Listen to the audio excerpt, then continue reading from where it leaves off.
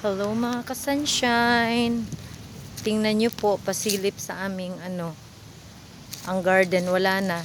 Talagang, di na talaga siya para na siyang disyerto.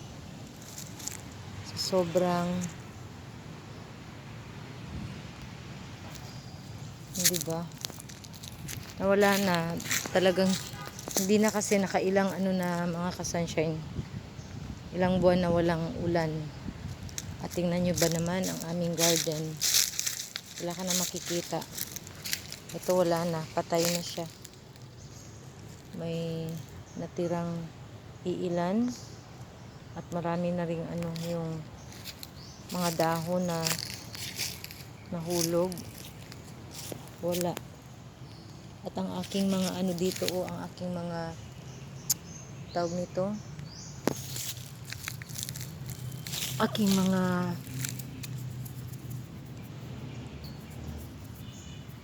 luya o ginger, wala na rin. Hindi na talaga sila nag-survive. Ayun, ang isang kamote na natira. Ang hirap din kasi i-maintain mga ka-sunshine. Dahil,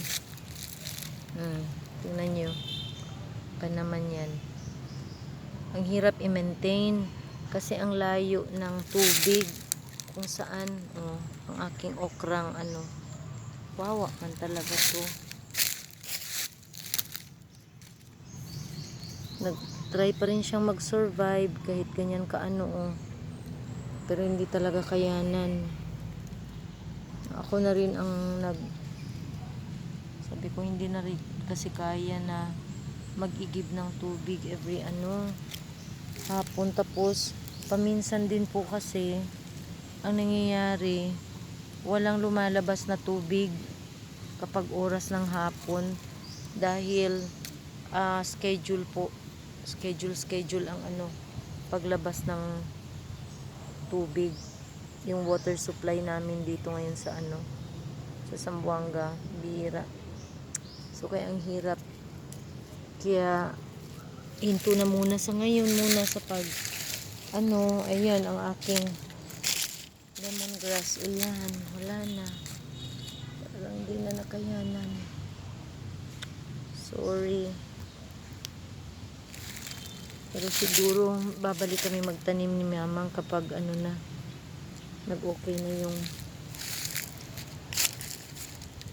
weather condition. Ayan, nag-survive pa rin naman sila pero hindi na talaga gaano kakalungkot lang isipin.